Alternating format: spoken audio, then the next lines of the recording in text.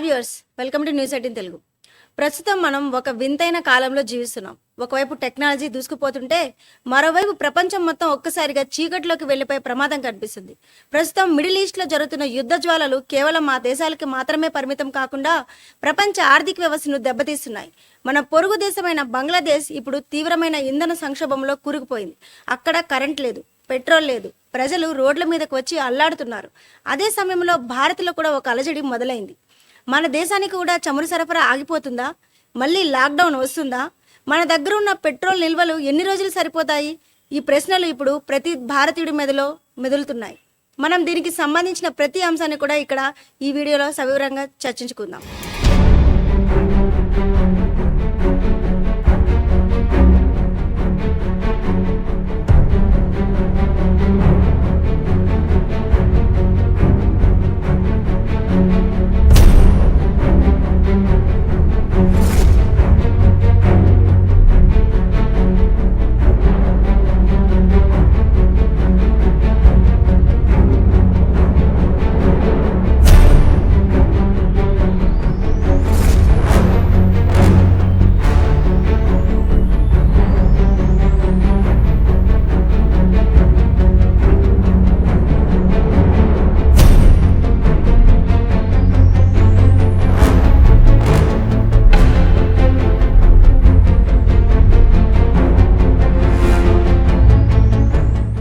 అసలు బంగ్లాదేశ్లో ఏం జరుగుతుంది? బంగ్లాదేశ్ ఒకప్పుడు వేగంగా అభివృద్ధి చెందుతున్న దేశం, కానీ నేడు అక్కడ పరిస్థితి తలకిందులైంది. దీనికి ప్రధాన కారణం ఎనర్జీ డిపెండెన్సీ. బంగ్లాదేశ్ తన విద్యుత్ అవసరాల కోసం గ్యాస్, డీజిల్ మీద విపరీతంగా ఆధారపడుతుంది. ఇరాన్, ఇజ్రాయెల్ యుద్ధం వల్ల అంతర్జాతీయ మార్కెట్లో క్రూడ్ ఆయిల్ ధరలు ఆకాశాన్ని తాకాయి. దీంతో బంగ్లాదేశ్ దగ్గర ఉన్న ఫారెక్స్ రిజర్వ్ అంటే విదేశీ మారక ద్రవ్యం కరిగిపోయాయి. చమురు కొనడానికి వారి దగ్గర డాలర్లు లేవు. ఫలితంగా బంగ్లాదేశ్ ప్రభుత్వం పొదుపు చర్యలు ప్రకటించింది. రాత్రి 8 గంటల తర్వాత దుకాణాలు మూసివేయాలి. ప్రభుత్వ కార్యాలయాల్లో ఏసీలు వాడకూడదు. వీధి దీపాలను సగం ఆపేయాలి. ఇవి ఇక్కడ ఇప్పుడున్న రూల్స్. పరిశ్రమలు మూతపడటంతో ఆ దేశ ఎగుమతులు దెబ్బతిన్నాయి.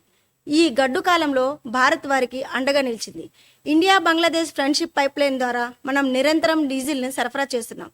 ఏప్రిల్లో మనం పంపబోయే 40,000 టన్నుల డీజిల్ వారి దేశానికి ఒక ఆక్సిజన్ లాంటిది. కానీ మరి ఇప్పుడు భారత్ పరిస్థితి ఏంటి?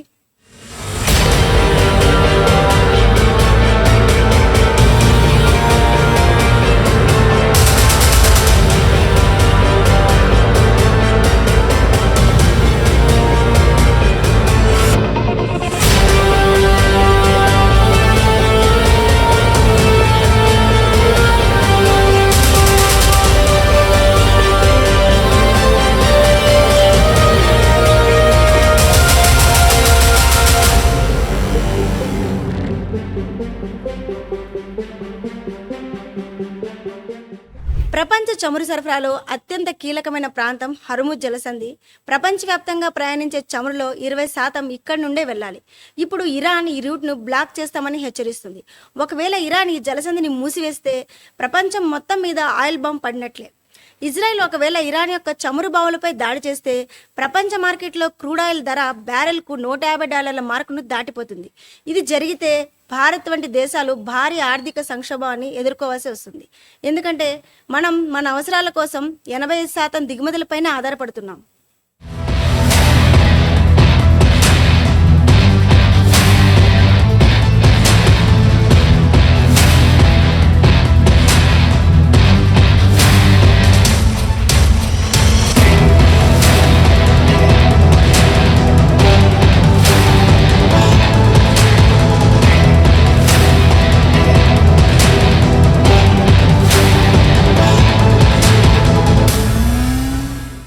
చాలా మందికి తెలియని విషయం ఏమిటంటే భారత్ ఇలాంటి యుద్ధ పరిస్థితులు ముందే ఊహించి భారీ చమురు నిల్వలను భూగర్భంలో దాచి ఉంచింది. వీటినే స్ట్రాటజిక్ పెట్రోలియం రిజర్వ్స్ అంటారు. ఇవి విశాఖపట్నం, మంగళూరు, కర్ణాటకలోని పాడూరులో ఉన్నాయి. నిల్వ సామర్థ్యం ప్రస్తుతం మన దగ్గర ఉన్న ఎస్పీఆర్ నిల్వలు మన దేశ అవసరాలను 9.5 రోజులు అంటే దాదాపు 9 రోజుల పాటు తీర్చగలవు. ప్రభుత్వ రంగ సంస్థలైన ఐఓసీఎల్, బీపీసీఎల్, హెచ్పీసీఎల్ దగ్గర ఉన్న రిజర్వులను కలుపుకుంటే మనకు మరో 64-65 రోజుల పాటు సరిపడా చమురు అందుబాటులో ఉంది. అంటే యుద్ధం వల్ల సరఫరా పూర్తిగా ఆగిపోయినా భారత్ దాదాపు 70 రోజుల పాటు ఎటువంటి ఇబ్బంది లేకుండా ఉండగలదు. ఇది మనకు ఉన్న అతిపెద్ద బలం. అయితే 75 రోజుల తర్వాత పరిస్థితి ఏంటి? అందుకే భారత ప్రభుత్వం రష్యా వంటి దేశాల నుండి తక్కువ ధరకు చమురును సేకరించి నిల్వ చేస్తుంది. సోషల్ మీడియాలో విపరీతంగా ప్రచారంలో ఉన్న అంశం ఎనర్జీ లాక్డౌన్.